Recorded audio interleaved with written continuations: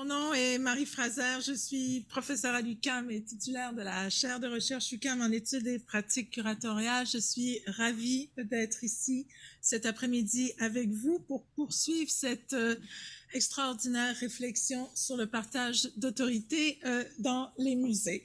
Alors, le premier panel de cet après-midi qui a pour titre Curation et médiation, le partage d'autorité avec les communautés et les publics des musées, réunit trois présentations, dont une en duo.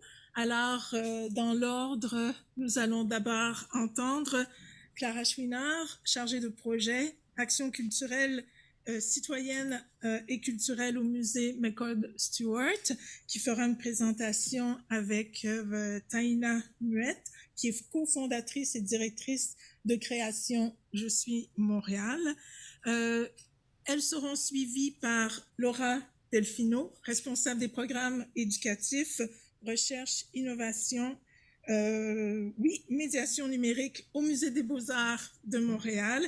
Et ensuite, nous entendrons Éric Giroux, directeur responsable de la recherche et des collections à l'Écomusée du Fier-Monde. Merci Marie. Merci aussi à Joanne pour l'invitation sur ce panel. Je suis aujourd'hui ici avec Taina Mouette, comme Marie Fraser l'a présenté, pour présenter un projet qu'on a mis en place dernièrement au Musée McCord, mais en co-création, donc avec l'organisme Je suis Montréal. C'était important pour moi quand Joanne m'a approché pour parler de ce projet, que évidemment je le fasse avec Taina, qui est une des membres de Je suis Montréal. Elle n'est pas seule, elle pourra vous en parler. Donc voilà, je partage le micro avec elle aujourd'hui, puis ensemble, vraiment, comme on a tout fait ensemble, c'est ensemble qu'on va aussi vous présenter ce projet. Ça va être un aperçu, bien sûr, puis c'est beaucoup pendant la période des questions, on aimerait ça avoir des questions, puis qu'on ait vraiment la chance de discuter avec vous, fait qu'on va essayer d'être très concise. Donc voilà, le projet s'appelle Prendre soin de nos histoires à Montréal, Jojagi. C'est un atelier citoyen qui a été offert essentiellement à des publics immigrants et nouveaux arrivants. Mais d'abord, donc, je laisse Taina se présenter et présenter Je suis Montréal. Alors, je vais présenter Je suis Montréal. C'est une plateforme qui vise à remettre en question l'identité montréalaise et québécoise dans le but d'inclure toutes les personnes racisées et personnes marginalisées. Ça a commencé en 2018. Alors, on a fait plusieurs projets depuis ce temps-là. Alors, on veut vraiment utiliser l'art comme un soft power pour changer notre tissu culturel. Alors, on fait plusieurs projets artistiques avec des thématiques telles que l'inclusion, le racisme, le sentiment d'appartenance. Et notre premier projet, c'était une murale de photos de 75 jeunes de la diversité qui partageaient leur sentiment d'appartenance à Montréal. Et depuis lors, on a fait 5 projets et on a interviewé à peu près 150 personnes sur leur sentiment d'appartenance, leurs expériences de racisme. On a fait quelques expositions. Et un des projets qui a suscité l'intérêt du musée McCord, c'est le projet qu'on appelle Entre le passé et le présent. Alors, c'est un projet qu'on a fait en 2020. Alors, c'est un projet qui vise à répondre à la question d'annihilation symbolique. Alors, comment certains corps, surtout les corps racisés, les corps marginalisés, sont absents du narratif, des grands médias pour renforcer le statu quo et aussi maintenir des structures d'oppression. Alors, on se disait que quand on regarde l'histoire de Montréal avant de la fondation jusqu'aux années 1950, les personnes noires, autochtones et de couleur ne sont pas présentes, ne sont pas représentées. Et alors, notre équipe, on est 4 jeunes femmes de couleur qui s'identifient au comité noir, autochtone et chinoise. On a commencé à entreprendre des recherches. On a regardé dans les livres, on a regardé sur Internet les archives de Montréal, de la ville de Montréal, la Bibliothèque des Archives nationales. Et aussi, on a consulté les archives du musée McCord pour voir quelles sont les histoires de ces personnes. Et après, dans ce projet, on a réalisé une série de portraits. Où on a pris des photos trouvées dans les archives et on les a reconstituées dans les scènes présentes. Alors, on a fait la recherche, après on a vu des amateurs historiens dans Parkerma et Webster pour nous donner le feu vert sur la recherche qu'on a fait. Et après, on a fait un site Internet qui présentait toutes les informations et aussi qui donnait un visage à ces scènes historiques qui se sont passées, mais qu'il n'y a pas d'image parce qu'il n'y a jamais vraiment eu pris le temps de raconter l'esclavage en Montréal. Et on a vraiment ce projet qui était basé sur la communauté parce que toutes les personnes présentes, c'est des jeunes Montréalais qui sont venus participer au photoshoot. C'est une artiste noire montréalaise qui a réalisé les collages. Et après, on a fait le lancement du projet. Alors d'abord, c'était un projet lancé en ligne et ça a suscité beaucoup d'intérêt et par la suite, on a fait une exposition l'année dernière pendant la Nuit Blanche et la Semaine de relâche. On a eu à peu près 500 personnes qui sont venues voir cette exposition. Et la première fois qu'on avait contacté le musée McCord, ils n'étaient pas dans la possibilité de nous aider parce qu'on avait besoin d'avoir accès aux archives parce que c'est un des seuls musées qui avait des archives de personnes noires, autochtones et chinoises. Mais en même temps, dans le temps, c'était pas dans le domaine public. Maintenant, c'est rendu dans le domaine public. Alors, on les avait contactés pour être en mesure de voir comment on pouvait avoir accès. Et par la suite, quelques mois après, le musée McCord nous a recontactés pour voir comment on pouvait collaborer ensemble sur un futur projet. Effectivement. Donc, vous voyez dans les captures d'écran qu'on a tirées du projet, qui est une plateforme en ligne, en fait, du projet Entre le passé et le présent, on voit certaines des collections du musée. Donc, évidemment, en fait, vous savez, ce qui m'a paru évident à ce moment-là aussi, c'était, on savait que Je suis Montréal était venu vers nous pour utiliser les collections dans un projet où est-ce elles avaient quelque chose à dire sur ces collections-là, en fait. Faire activer des voix, probablement, qui ont pas eu assez d'écoute dans le passé. Et donc, parfois, dans les musées, vous savez, on va tenter d'aller vers des organismes. On cible certains organismes avec qui on voudrait travailler. Parfois, ils sont sursollicités. Ils n'ont pas nécessairement le projet de travailler avec nous. Dans ce cas-ci, Je suis Montréal avait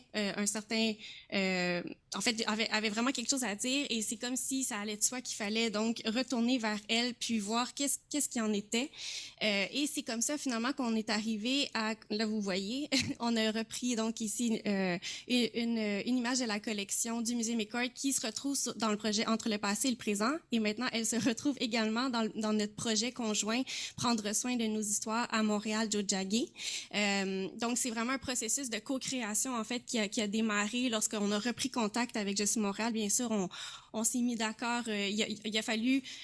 tantôt, on parlait de temps, de relations. Ben, c'est ça. En fait, on a mis en place plusieurs séances de brainstorm sur plusieurs mois. Hein, je pense que c'est Taina, quand même, aux 2 semaines, on se rencontrait pour se mettre d'accord dans un premier temps sur nos valeurs, en fait, sur les idées, qu'est-ce qu'on avait envie de co-créer ensemble. Donc, j'aimerais juste vous dire peut-être 2-3 mots sur cette co-création-là. C'est quoi les outils qu'on a mis en place pour que la co-création entre l'organisme Je suis Montréal et l'institution qui est le musée McCord, qui, on va se dire, nous, on avait les ressources, c'est-à-dire on a les collections, on a fait éventuellement une demande de subvention aussi, donc pour obtenir les budgets pour réaliser un projet. Donc, ensuite de ça, on s'est assis à la table pour voir qu'est-ce qu'on ferait ensemble. Donc, la co-création, comment qu'elle s'est incarnée finalement? Ben, on parle de signature d'entente, de rédaction d'entente. Donc, on s'est assis, comme je disais, pour voir où est-ce qu'on voulait aller ensemble. Ensuite, de rendre accessibles les collections, ce qu'elles avaient eu du mal à faire au départ. Puis, je me rappelle être dans le centre d'archives avec Taina, Tani, puis Médina à l'époque, puis fouiller dans le catalogue d'exposition, dans la base de données des collections. Avec elle, puis avoir un autre point de vue aussi sur ces collections-là qu'on connaît, mais là, il y avait un regard de Je suis Montréal sur ces collections-là. Aussi, comme on a été amené à développer un atelier, en fait, ensemble, on va vous en parler après, mais donc, il y a toute une période de formation de l'équipe de médiation du musée McCord, mais aussi qui a été offerte par Je suis Montréal, qui, elle, connaissait les histoires des 3 communautés. Là, on parle des communautés afrodescendantes, chinoises et autochtones de Montréal. Donc, Taina, en fait, a offert la formation à l'équipe de médiation. Puis, la co-création, en fait, elle est allée jusqu'à la co-animation. Donc, ici, on voit sur l'image Marianne, qui est une médiatrice ici au musée McCord, et Tani, qui est une membre de Je suis Montréal. Les séances d'activité ont été co-animées comme ça, toujours par un employé du musée et une membre de Je suis Montréal. Et par rapport à la co-animation, bien évidemment, comme Je suis Montréal est un organisme, en fait, c'est toutes des femmes bénévoles au sein de cet organisme, donc le musée s'est évidemment engagé aussi à rémunérer ces femmes de la même façon qu'on rémunère nos médiateurs et nos médiatrices culturelles. Mais ici, je peux aussi spécifier pourquoi ça a été les communautés chinoises, noires et autochtones. C'est que nous, quand on avait entrepris le projet entre le passé et le présent, on était 4 jeunes bénévoles, on travaille à l'école et aussi dû aux ressources de temps et ressources financières, on ne pouvait pas agrandir, aller vers d'autres communautés. Aussi, le fait de, puisqu'on regardait avant la fondation de Montréal jusqu'aux années 1950, il n'y avait pas beaucoup de documentation. Et malheureusement, la communauté, même si c'est la communauté autochtone qui a toujours été là, c'est la communauté noire qui avait le plus de documentation sur sa présence à Montréal. Et cette documentation était moindre. Alors, c'est pour ça qu'on s'est plus penché sur ces 3 communautés. Et après, quand on a commencé avec le musée McCord, on a commencé à faire l'animation. Et puisque c'était plus dans un atelier citoyen qu'un atelier de faire des recherches avec les archives, et aussi on n'avait pas plus de temps, on a décidé de peaufiner le matériel, de peaufiner les recherches à la place d'en ajouter et que, c'est ça, pour s'assurer que tout ce qu'on donne et toutes les informations qu'on délivre lors de l'atelier soient véridiques et soient aussi constructifs. Il y a beaucoup d'étapes. L'activité dure 90 minutes, donc on va vous la présenter en images parce que il y a des subtilités que c'est pas nécessairement important que vous compreniez, mais en gros, les publics, comme on vous disait, le public cible, c'est essentiellement les nouveaux arrivants et personnes immigrantes étaient amenés finalement à découvrir les collections du musée qui leur permettaient d'apprendre sur les histoires des 3 communautés ciblées et venir revisiter un paysage urbain montréalais qui est en fait les 3 sites iconiques de Montréal qui racontent en fait les histoires aussi de ces 3 communautés-là, mais dont on ne connaît pas l'existence. Donc, on avait le quartier chinois, le Vieux-Montréal et le Vieux-Port. Donc voilà, vous voyez un petit peu en image en quoi consistait l'activité. Et puis, peut-être que Taïna, tu veux... Ouais, ici. Et c'est ça. Alors là, on faisait souvent les activités. Je pense que c'est la prochaine slide. Ah. Ouais. Et là, je m'en souviens, si on regarde l'image à votre gauche, c'était quand on faisait cet atelier, là, j'animais. Et c'était 2 madames immigrantes haïtiennes qui venaient juste d'arriver. Et pour eux, c'était très significatif que ça soit moi, la fille d'une immigrante haïtienne, qui donne un atelier sur l'histoire des personnes noires à Montréal. Parce que aussi, c'est quelque chose qu'on avait discuté de la légitimité du musée de donner cet atelier, puisque la moitié de l'équipe de médiateurs n'étaient pas des personnes qui s'identifiaient à aucune des communautés. Alors, juste le fait d'avoir ce partage d'une personne de cette communauté, de voici l'histoire et ça peut être ton histoire, et aussi de voir comment, si ma mère a réussi en étant immigrante, aussi ça donne de l'espoir à qui réussit, c'est aussi pour leurs enfants. Alors, c'est de passer au-delà. Et aussi quelque chose, je vais rajouter ça vite, que quand on avait fait la première fois la recherche, moi aussi, je travaillais sur la partie de faire la recherche et je tombais sur des photos d'archives du musée McCord. Il y avait une photo spécifique que je tombais, c'était une femme noire dans des habits des habits très riches de l'époque. Alors, ça montrait que dans les années 1800, il y avait cette femme, il y avait son nom, comparativement des fois, c'est juste écrit la nanny ou la bonne de cette famille, mais là, il y avait son nom complet, c'est Miss Gilmartin. Et là, j'étais juste comme, wow, il y avait des personnes à Montréal qui étaient des femmes noires qui étaient éduquées, qui étaient riches et qui étaient en mesure de se faire photographier au Studio Notman. Alors, ça démontre ce statut et je trouve ça triste que souvent, ces histoires sont coincées dans les institutions, dans le musée et qu'il faudrait remettre ce pouvoir et cette voix et cette agentivité aux personnes des comités à qui ça s'adresse. Donc, en fait, je pourrais conclure sur ça, mais donc ici, vous voyez quand même, puis avec l'anecdote que Taïna a racontée, de manière générale, ce qui s'est fait ressentir, parce que, bon, évidemment, on parle de co-création dans notre processus à l'interne, avec Je suis Montréal dans le développement de cet atelier, mais il y avait quelque chose aussi qui opérait lorsqu'on était avec les groupes sur place. Vous pouvez voir aussi avec les groupes nous demandaient de prendre une photo de groupe à la fin. Donc, il y avait vraiment ce sentiment d'appartenance, je pense. Peut-être que Taina pourra mieux commenter encore, mais c'est comme s'il y avait une fierté de découvrir ces histoires-là. Ils sont amenés à faire une présentation, là, comme vous pouvez voir ici. Après, ils présentent les histoires qu'ils ont découvertes, puis faire une composition qui est bien la leur, réintégrer des histoires oubliées ou peu entendues dans des portraits de Montréal bien connus. Donc, il y avait vraiment ce sentiment de fierté, puis on le sentait aussi là, chez les individus lorsqu'ils nous faisaient leur présentation à la fin. Ici aussi, comme quelqu'un qui voulait se faire prendre en photo avec sa création. Quelqu'un nous avait déjà dit, une personne afrodescendante m'avait déjà dit, ça c'est mon histoire, je vais la raconter tantôt au groupe. Donc, il y a aussi ce relationnel-là qui a été une dimension importante du projet. On prenait le temps aussi avec les individus qu'on rencontrait lors des ateliers. Voilà. Donc, un autre exemple d'un groupe qu'on a rencontré. En tout, on a rencontré une vingtaine de groupes pendant l'automne. L'activité se poursuit. C'est toujours une offre qui est actuelle. Puis, on vous a juste mis quelques petits commentaires, justement, là, parce que, comment on rejoignait les publics, c'était... Ah oui, parfait, je conclue. Comment on rejoignait les publics, c'était en contactant des organismes qui travaillent dans le rapprochement interculturel. Donc, ils nous sont revenus avec des commentaires aussi Voilà, je vous laisse là-dessus. Je suis Laura Delfino. Depuis le mois d'août dernier, je suis responsable des programmes éducatifs, recherche, innovation et médiation numérique comme Beaux-Arts de Montréal. Mais aujourd'hui, je suis ici en tant que candidate au doctorat en muséologie au département d'histoire de l'art et d'études cinématographiques de l'Université de Montréal, sous la direction de Joanne Hamon. Dans les prochaines minutes, je vous donnerai un aperçu des premiers résultats de ma recherche. Préoccupée par des questions d'équité, de diversité, d'inclusion et de décolonisation et consciente des réalités du milieu muséal, je m'intéresse à documenter et à analyser les stratégies de co-création mises en place dans les musées d'art afin de formuler une critique du momentum participatif.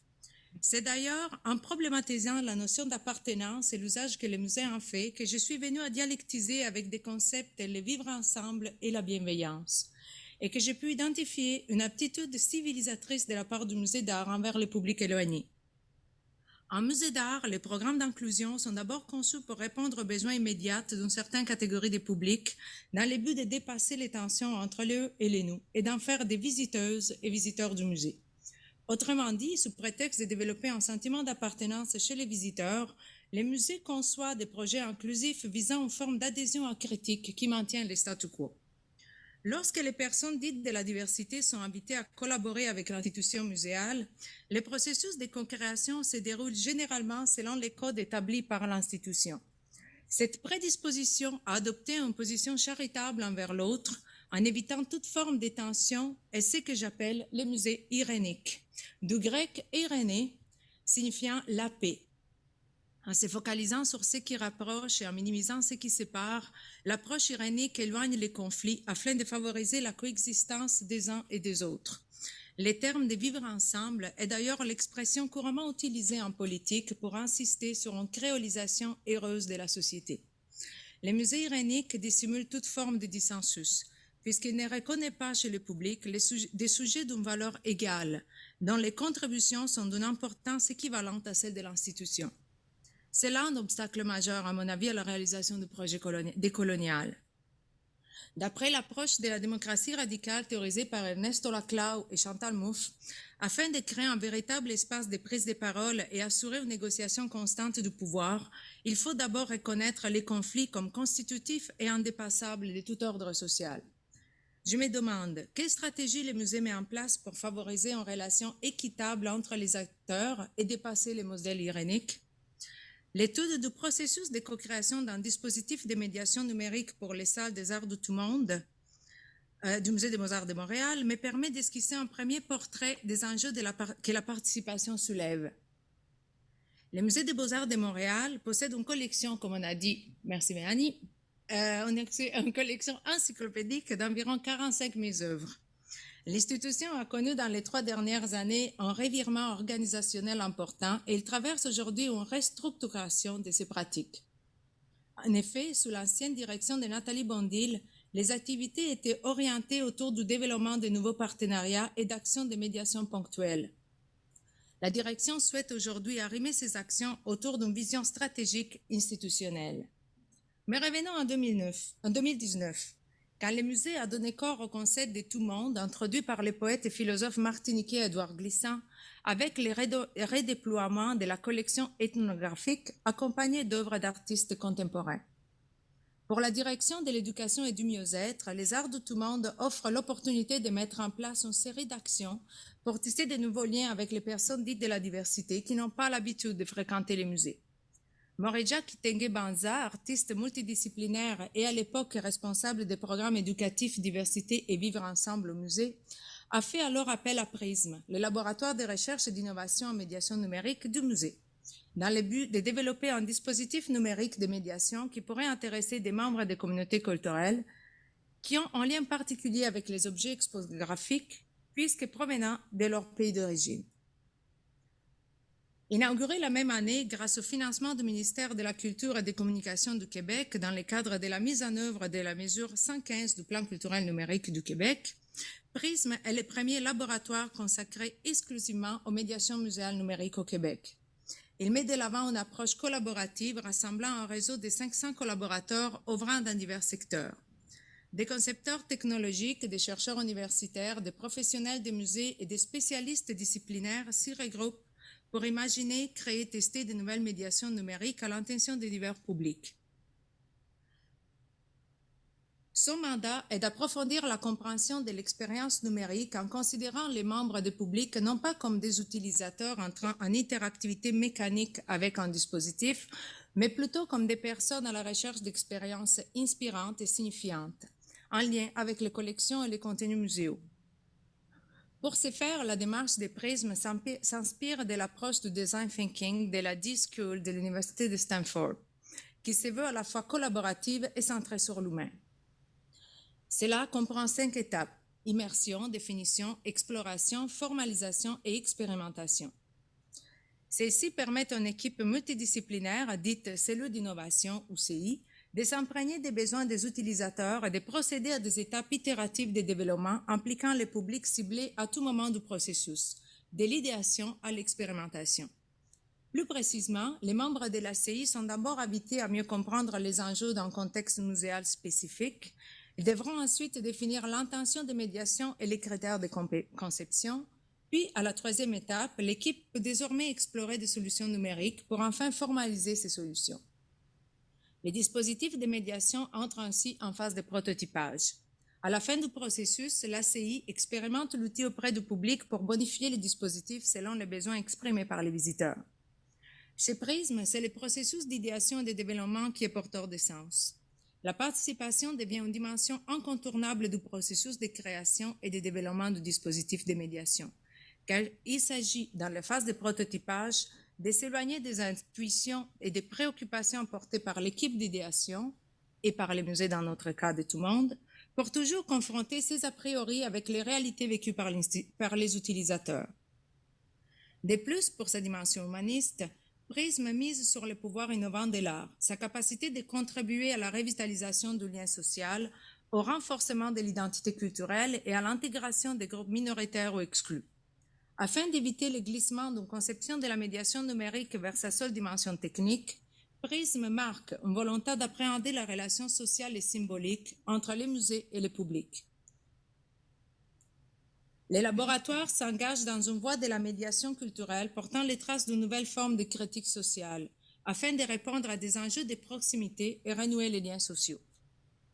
Dans le cas du projet de développement d'un dispositif de médiation numérique pour les arts de tout le monde, Prisme a mis sur pied un CI composé de 11 professionnels d'origine et d'horizons différents, parmi lesquels Laura Vigo et Iris Amislev, respectivement conservatrices de l'art d'Asie et conservatrices projet et engagement communautaire.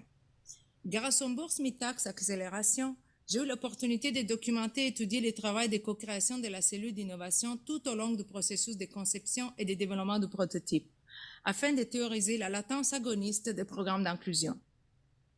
Au fil des échanges, la cellule d'innovation a rapidement constaté que ces nouveaux dispositifs numériques devaient être un lieu de prise de parole destiné à favoriser les dialogues entre les Montréalaises et Montréalais de toute origine. Par conséquent, l'équipe s'est mobilisée dans un processus de co-création de contenus par et pour les personnes dites de la diversité. Cependant, les risques lors de l'intégration aux structures hégémoniques de ces personnes est que ces initiatives d'inclusion se transforment en instruments de déconflictualisation et de pacification. D'après Bernadette Lynch, les projets participatifs s'inspirant du modèle de musées comme Contact Zone créent inévitablement des tensions et par conséquent de l'exclusion, parce que les musées négligent la dimension politique et empêchent d'articuler toute forme d'opposition. Dans cet espace, les tensions sont évacuées et si une personne se sent émotivement touchée ou agressée, il lui appartient de s'adapter ou de quitter. Afin de favoriser une relation équitable entre les acteurs, la démarche d'innovation centrée sur l'humain offre un lieu d'expérimentation visant à prioriser les besoins du public. Au sein de la cellule d'innovation, les membres apportent des perspectives différentes selon leurs compétences et leurs objectifs. Mais chaque proposition doit être négociée et validée auprès du public dans le but de créer des expériences porteuses de sens. Les résultats des premières étapes de prototypage ayant eu lieu de mai à décembre 2021 et Rami, regarde à travers mes yeux, une application mobile permettant d'activer des contenus sonores par la reconnaissance des objets exposés en salle. Pour la création des clips audio, la cellule d'innovation a lancé des appels à participation d'abord auprès d'organismes communautaires et ensuite en proposant à chaque personne ayant répondu positivement d'inviter à son tour une ou plusieurs autres personnes. Au total, 40 participants s'identifiant comme des Montréalais et Montréalaises dits de la diversité, âgés entre 20 et 70 ans, on prépare à la création du contenu du dispositif. Désolé, on n'arrive pas à activer la vidéo par contre. Nommés par les membres de la CI, les ambassadrices et les ambassadeurs, ces personnes ont pu visiter l'exposition. Oui. OK. Nommés par les membres de la CI, j'avais l'air trop sérieuse. Les ambassadrices et les ambassadeurs, ces personnes ont pu visiter l'exposition et choisir un ou plusieurs objets à raconter lors d'une séance d'enregistrement en studio. En phase d'idéation, il avait été question de payer tous les participants. Les montants accordés correspondent à la somme allouée en panélistes lors d'une conférence au musée et attestent du respect que l'institution apporte à leur contribution. De plus, une fois les capsules audio éditées, les protocoles définis par la CI prévoient d'inviter les participants à écouter l'ensemble des extraits et valider les résultats. Souvenirs, récits de vie, musique, littérature, ainsi que des réflexions sur les enjeux actuels et les rôles des institutions culturelles dans la société font la richesse des contenus réalisés par les participants. C'est toutefois au moment de la création de ces contenus que la CI a dû remettre le plus en question ses a priori. Si l'intention première du dispositif était de créer un espace démocratique, il fallait d'abord assurer une constante négociation du pouvoir décisionnel et favoriser l'agentivité des participants. Bien que la présence des conservatrices du musée relève de l'intérêt du musée à pluraliser les discours de l'institution autour des objets de la collection, il a souvent été question au sein de la CI de comment assurer la pertinence et la véridicité du contenu créé par les participants. Notamment, selon certains membres de l'équipe, il était important que les personnes dites de la diversité s'expriment exclusivement autour des objets de leur culture d'origine. Et je pense que ce matin, on a eu un exemple par rapport à inviter des autochtones à parler juste d'enjeux autochtones. Puisque les opinions à ce sujet étaient divergentes, en accord avec la posture d'expérimentation inscrite dans l'approche des prismes, la CI a décidé de laisser aux participants d'abord et aux visiteurs ensuite la possibilité de choisir selon quelle perspective aborder la collection des arts de tout monde. De plus, puisque les clips audio sont associés au profil d'une personne, cela permet à l'institution de se désengager du message de contribution et d'assurer aux participants une plus grande liberté d'expression. Ces tensions entre les attentes de la CI et les besoins des participants ont poussé les musées à accepter une prise de risque et un sentiment de perte de contrôle sur les discours que l'institution véhicule sur les objets de la collection. De plus, déjà au moment du recrutement, les participants ont insisté sur l'importance de valoriser des parcours de vie hybrides et ont choisi de s'exprimer autour d'objets qui n'appartiennent pas nécessairement à leur culture d'origine. Surprise. Cette réticence aux catégories et à la hiérarchisation des savoirs a été soulevée en outre dans les contributions des ambassadrices et des ambassadeurs, qui remarquent que les musées relèguent à quelque part les arts de tout monde dans une espèce d'espace assigné à côté des autres collections. Ils questionnent ainsi les musées à propos du message que cette mise en exposition véhicule et évoque plutôt un ailleurs qui est ici à Montréal et insiste sur l'importance de sensibiliser le public à de nouveaux savoirs. Pour Patrice Mayer-Bisch, les pratiques de médiation culturelle jouent un rôle important dans la liberté d'une personne d'identifier et de s'identifier, c'est-à-dire de choisir et d'exprimer son identité et accéder aux références culturelles comme à autant de ressources qui sont nécessaires à son processus d'identification, de communication et de création. Cette prise de parole est un effet catalysateur chez les participants. L'interactivité propre au numérique apporte un élément d'instantanéité dans la relation entre le public et les objets exposés et provoque une forme de désacralisation de l'œuvre. Avec Rami, les actes de médiation deviennent centraux, au point de ne plus être des outils au service du contenu, mais de se transformer en vecteurs de la construction des contenus eux-mêmes. Chacun peut aimer, partager, créer sa propre collection d'objets coup de cœur, commenter à l'écrit ou répondre par d'autres clips audio. Lors de la phase test, à l'été dernier, les participants ont été encouragés à inviter des personnes de leur entourage et être parmi les premiers à vivre cette expérience de médiation numérique. On est alors à la phase itérative de formalisation et expérimentation. Au-delà d'une augmentation importante du temps de visite moyen, on passe environ de 20 minutes à 75 minutes de visite pour les salles de tout le monde. Les données qualitatives démontrent un intérêt accru du public dans les questions soulevées par les ambassadrices et les ambassadeurs. Selon les participants, les perspectives apportées font de l'objet muséal un objet vivant. Ils ont insisté sur l'importance d'en faire un levier pour questionner les pratiques muséales ainsi qu'échanger avec d'autres participants autour des collections des arts de tout le monde. Pour répondre à cette demande, la cellule d'innovation amorce une troisième phase, la conception et le développement des 4 nouveaux formats d'activités. Cette série, je vois vraiment rien d'ici, hein. Mais j'ai des intuitions. J'imagine que c'était la dernière. OK. Et c'est sur cette dernière réflexion que je termine. Bonjour tout le monde. Merci aux personnes qui ont organisé l'événement de nous avoir invités à prendre la parole cet après-midi. Alors, évidemment, l'Écomusée du Fier-Monde n'est pas un musée d'art, c'est pas un musée qui a une expertise avec les collections d'œuvres, mais au cours de son histoire, a développé quand même une pratique originale qui lui permet peut-être de mettre en évidence certains enjeux qui pourraient être pertinents à la thématique de cette rencontre. Pour bien comprendre l'histoire, pour bien comprendre comment l'Écomusée a développé cette pratique originale-là, il faut quand même retourner un petit peu à son histoire. Sans entrer dans une présentation très, très détaillée. La mise en page a bougé, je vois. Donc, j'ai quand même quelques dates importantes à soulever. 1980, formation du comité du musée au sein de l'organisme Les Habitations communautaires Centre-Sud. Alors là, j'attire l'attention au sein de l'organisme communautaire Les Habitations Centre-Sud. L'Écomusée du Fier-Monde est vraiment une idée qui a d'abord émergé au sein du mouvement communautaire du quartier Centre-Sud. Pour vous situer, le quartier Centre-Sud, ses limites sont la rue Saint-Denis, les voies du Canadien-Pacifique qui nous séparent d'Hochelaga-Maisonneuve, le fleuve Saint-Laurent et la rue Sherbrooke. Donc tout ce territoire-là, nous on le désigne encore comme le Centre-Sud, bien que l'appellation tend à disparaître graduellement. Mais c'est un territoire qui a une riche histoire. D'abord un territoire ouvrier, industriel, puis après la Deuxième Guerre mondiale, qui s'est désindustrialisé rapidement et qui a été marqué comme d'autres quartiers populaires de Montréal, comme d'autres quartiers populaires au Québec, par l'émergence d'une multitude d'organismes communautaires qui s'impliquaient au niveau de différents enjeux importants.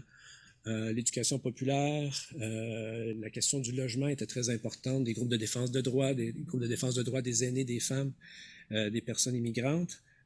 Et donc, c'est au sein de cette mosaïque d'organismes-là que, au sein des habitations communautaires Centre-Sud, des gens ont dit il faudrait qu'on dote ce territoire-là d'un outil pour mettre en valeur son histoire, son patrimoine. D'où l'idée d'un écomusée qui n'est pas encore tout à fait la forme d'un écomusée, en fait. Pour ce faire, les militants de cet organisme-là ont contacté le service de collectivité de l'UQAM qui ont mis en relation le groupe avec Pierre Mérand, qui à l'époque était un pionnier de la nouvelle muséologie au Québec, fondateur de l'écomusée de la Haute-Beauce. Et c'est lui qui a proposé le concept d'un écomusée pour ce territoire-là bien spécifique qui était le Centre-Sud. Donc, vous voyez un petit peu les dates qui ont suivi. 1982, incorporation de l'écomusée.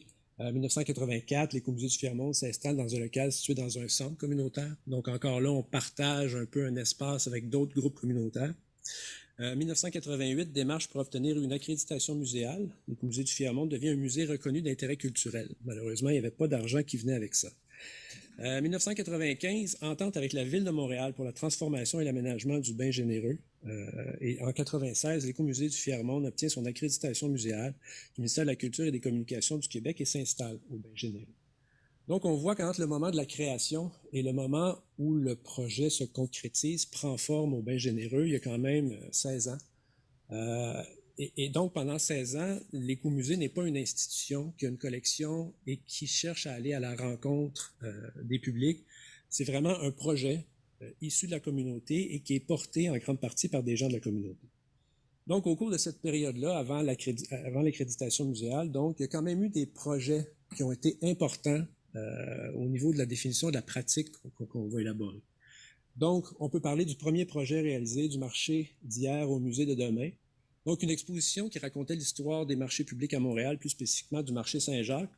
Et à l'époque, les gens de l'écomusée avaient des vues sur ce bâtiment-là, qui souhaitaient être hébergés par le marché Saint-Jacques.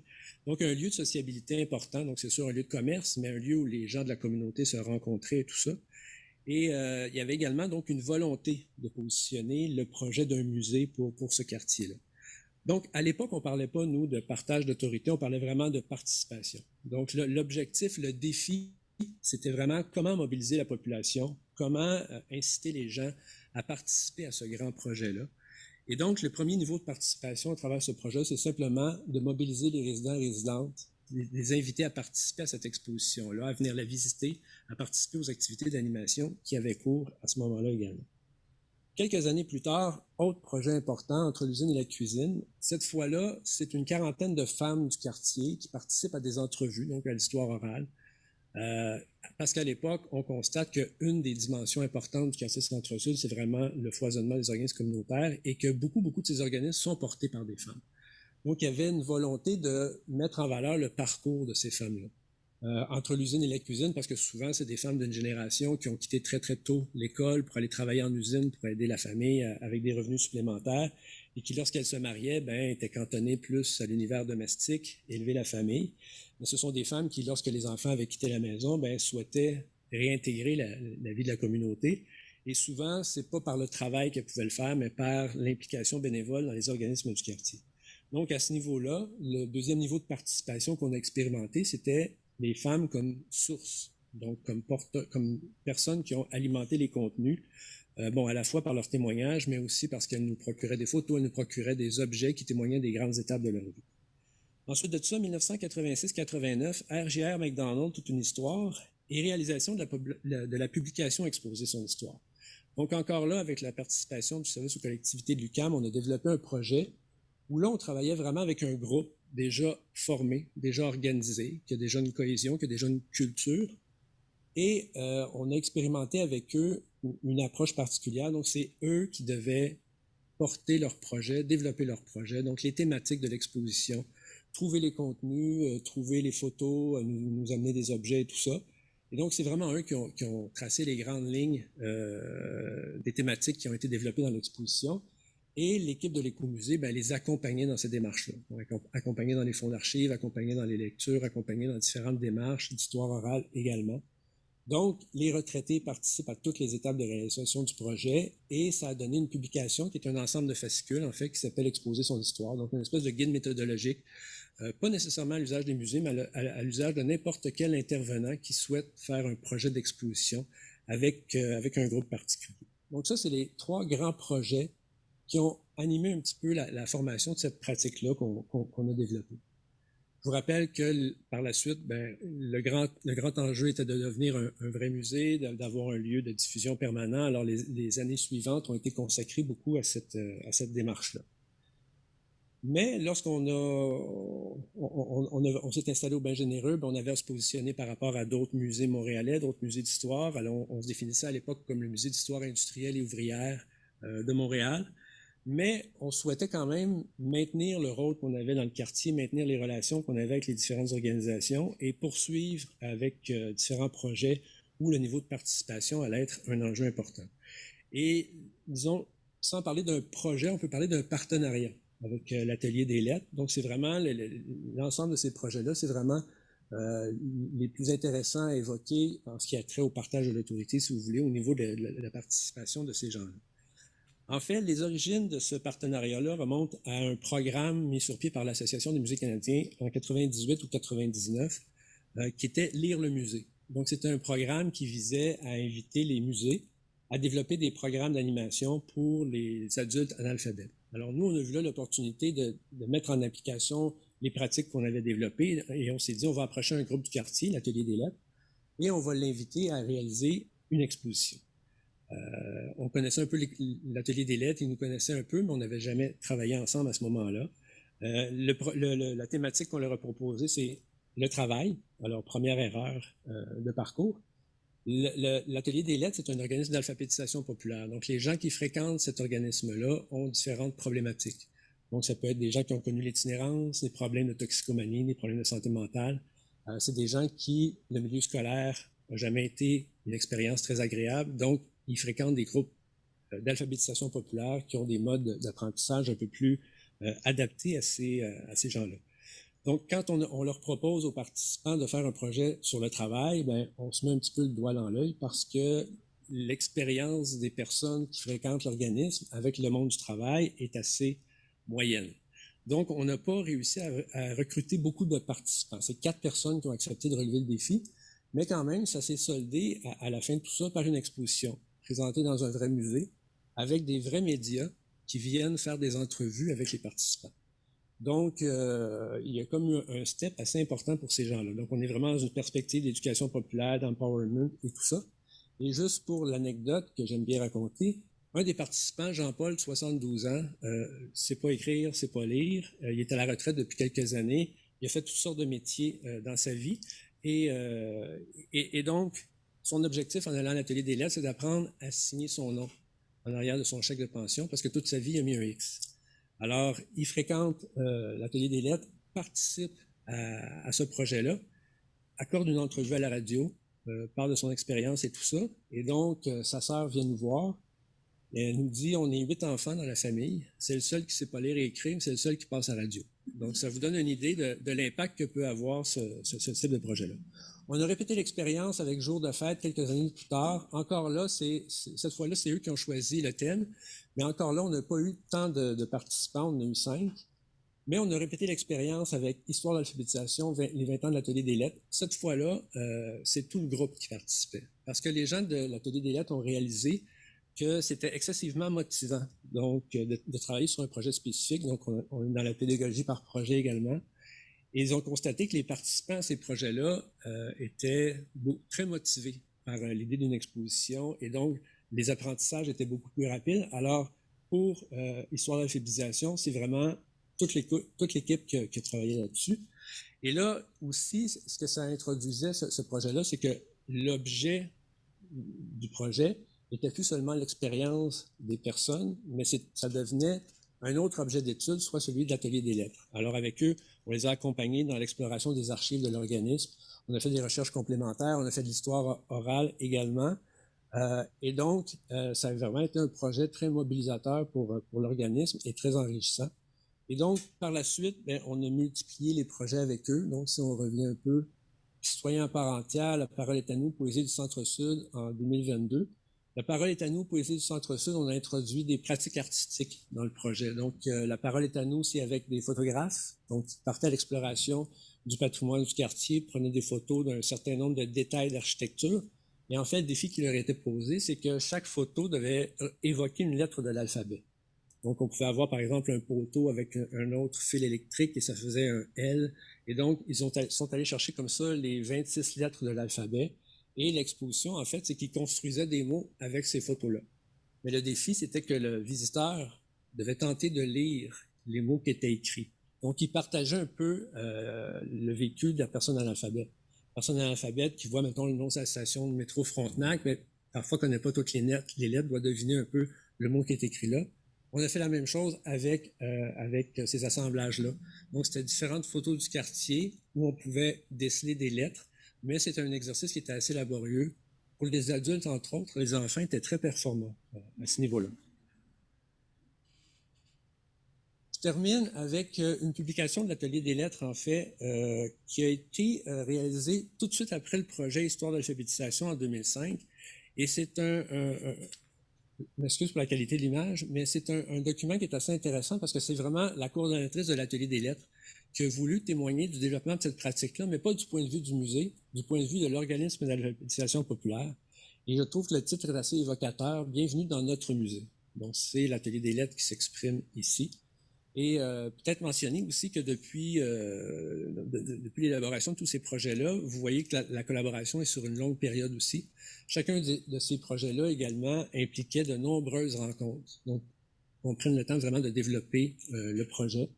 Et on peut dire maintenant que l'Atelier des lettres est vraiment entré dans la culture de l'Écomusée du Fier-Monde et inversement. Donc, on fait également partie de la culture de l'Atelier des lettres. Et à chaque année, quand les nouveaux participants arrivent, bien, ils entendent les anciens qui parlent du musée, notre musée. Et donc, ils viennent nous voir, on les reçoit chaque année, même s'il n'y a pas des projets à chaque année. Et donc, c'est une belle relation là, qui s'est développée au fil des ans. Alors, voilà. Donc, est-ce qu'il y a des questions de la salle? Peut-être, pendant que vous réfléchissez, je peux poser une première question. Éric, vous avez montré des publications qui portaient sur les projets qui ont été réalisés par le musée, par l'écomusée. Est-ce que c'est une pratique courante de documenter ces projets? Et j'ai aussi une question pour vous trois qui va un peu dans la même direction, à savoir quelles traces est-ce que les projets qui sont réalisés, que ce soit des projets curatoriaux ou des projets de médiation, laissent dans les archives? Comment est-ce que c'est documenté et comment est-ce que cette documentation, par exemple, pourrait influencer la compréhension que nous avons d'une œuvre? Est-ce que ce projet-là sert à redocumenter des œuvres et est-ce que ça va laisser des traces dans les archives et dans la collection du musée pour l'avenir? Malheureusement, ce n'est pas une pratique courante de documenter nos projets, donc on parle de cordonnier mal chaussé, si je puis dire. Je n'entrerai pas dans les détails du fonctionnement. On est une petite organisation, petite équipe, et souvent on passe d'un projet à l'autre sans nécessairement avoir le temps de souffler entre les deux. C'est sûr qu'il y a des archives, on garde la documentation, on a des centaines de boîtes d'archives dans notre sous-sol qu'on n'a pas eu le temps encore sur lesquelles travailler.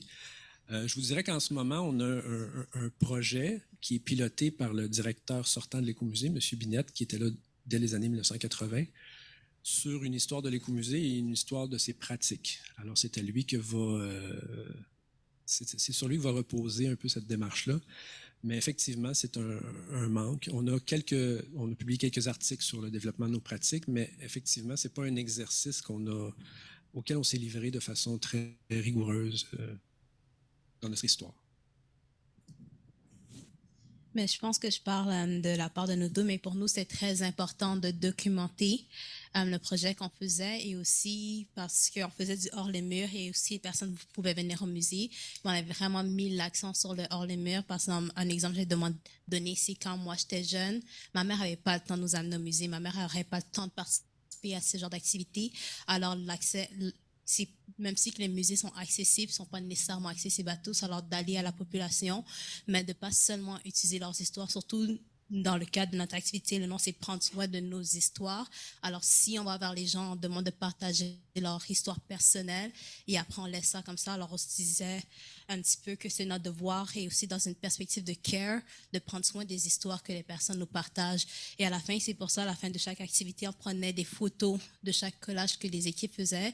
Et aussi, dans les meilleurs des mondes, on voulait faire une exposition de tous les collages qui ont été réalisés dans le cadre de ce projet pour que les gens puissent voir comment comment les personnes sont rappropriées l'histoire de Montréal et comment l'histoire est pas racontée d'une manière qui donne de la valeur aux communautés qui sont présentes ici. Alors, je sais pas, dans le cas du musée McCourt, je pense que tu pourras plus y répondre, mais pour nous, on a documenté tout ce qu'on faisait. Et ces archives sont accessibles? L'archive du projet est accessible? Tu veux préciser l'archive par rapport comme à la en fait, ce que Taina dit, c'est qu'on a fait beaucoup de... il y avait comme une bienveillance par rapport à comment se développait le projet. On faisait des mises au point. On se disait qu'on se rencontrait souvent aux 2 semaines, mais même pendant que le projet avait lieu aussi. Question de ne pas avoir trop d'angles morts, des choses qui fonctionnent moins bien, tout de suite corriger. Puis ensuite, on a passé à la rédaction d'un important bilan aussi. Donc, en fait, à ce niveau-là, mettons à l'interne, oui, c'est des documents qui sont maintenant consultables pour, par exemple, des prochains employés du musée. Et c'était important de le faire pour nous, pour les raisons évoquées par Taina, parce qu'en fait, il y a eu une part d'apprentissage dans notre institution, mais après aussi, de par la co-création qu'on a faite ensemble. Puis... voilà, puis sinon, j'aurais envie de dire aussi qu'on avait envie de documenter, oui, pour nous à l'interne, mais aussi de laisser des traces au-delà de juste cet atelier qui est offert aux participantes, mais aussi que ça soit peut-être diffusé. Donc, en fait, on a utilisé le blog du musée McCourt Stewart aussi pour, en fait, une personne de la diversité aussi a été recrutée pour écrire un article sur cet atelier. Donc, elle a assisté à 2 ateliers, puis elle a écrit un article qui paraît maintenant sur le blog du musée, qui est consultable. Donc, différents volets, mais oui, il y a certainement des traces, puis beaucoup aussi à l'interne pour savoir comment on procède par rapport à la co-création.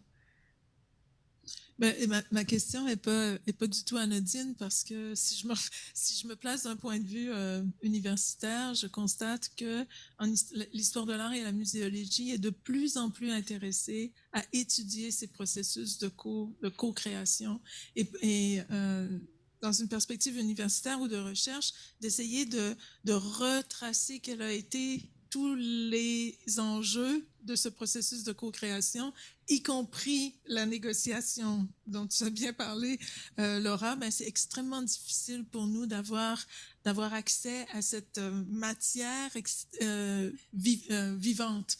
Donc, je pense que c'est une réelle préoccupation.